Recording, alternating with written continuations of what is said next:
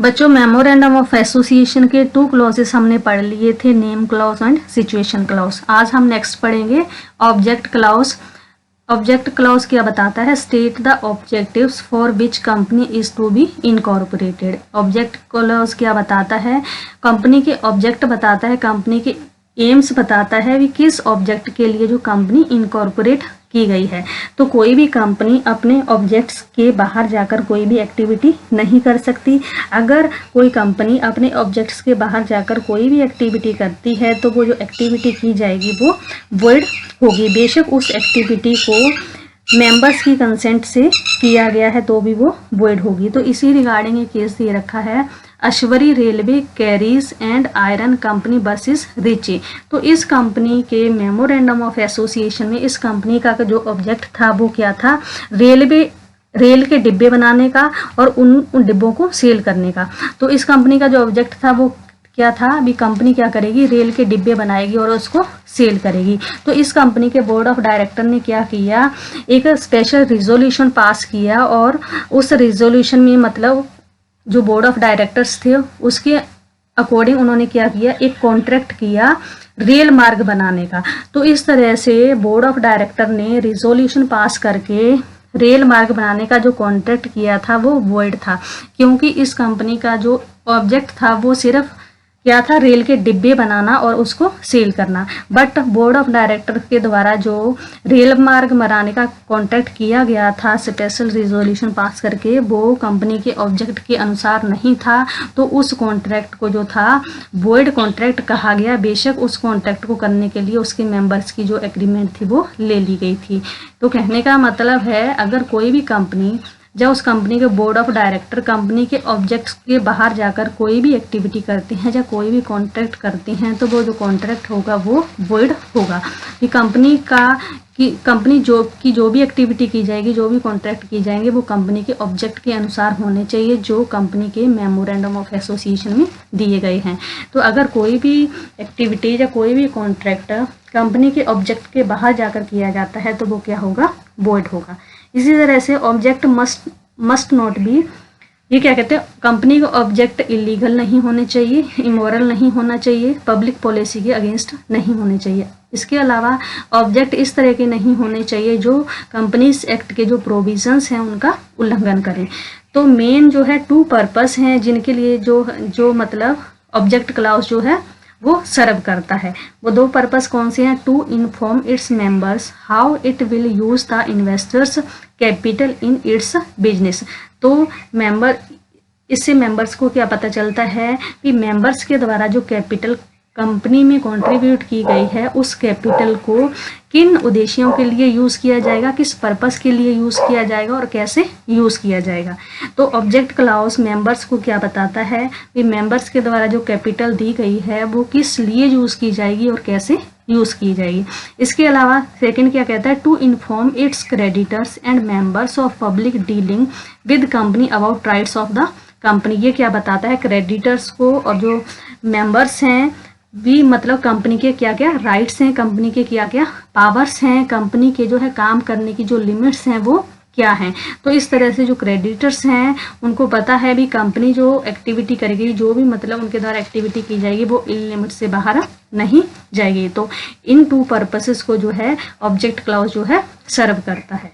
तो object clause क्या बताता है भी? कंपनी के क्या ऑब्जेक्टिव्स हैं, कंपनी के क्या एम है, कंपनी किस पर्पस के लिए जो है इस्टेब्लिश की गई है। इसके बाद है लायबिलिटी क्लॉज।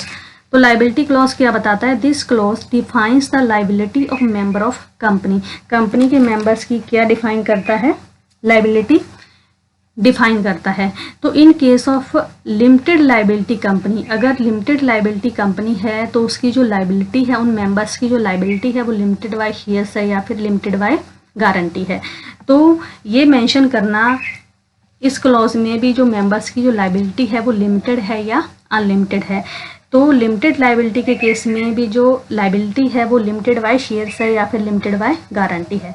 तो अगर लिमिटेड बाय शेयर्स है तो इस केस में जो मेंबर्स की जो लायबिलिटी लिमिटेड होगी वो अनपेड अमाउंट तक ही लिमिटेड होगी। जैसे हम एग्जांपल लें तो मान लो एक किसी ने मेंबर ने क्या किया, मतलब 2 शेयर्स परचेज किए और उन 2 शेयर्स परचेज किए। एक शेयर की जो वैल्यू है वो है 100 रुपये, तो 2 शेयर्स कितने के हो गए, 200 के। तो इस तरह से अगर उस मेंबर ने 100 रुपीज़ पे कर दिए और रिमेनिंग उसकी अनपेड अमाउंट कितनी रहेगी, 100।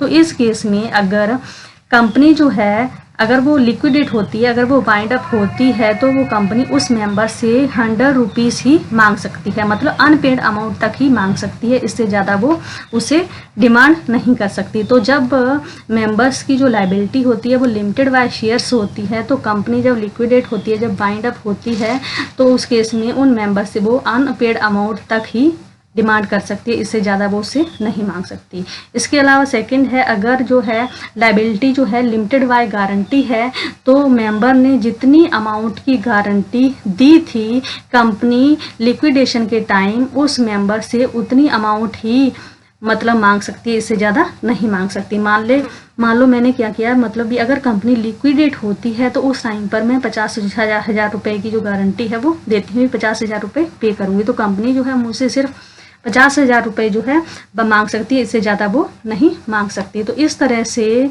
कंपनीज को इस क्लॉज में मेमोरेंडम ऑफ एसोसिएशन में डिफाइन करना जरूरी है भी, जो अगर लिमिटेड बाय शेयर्स है कंपनी या फिर लिमिटेड बाय गारंटी है। इसके बाद अगर कंपनी जो है अनलिमिटेड है, अनलिमिटेड में क्या होता है, जो मेंबर्स होती हैं उनकी जो लाइबिलिटी होती है वो अनलिमिटेड होती है।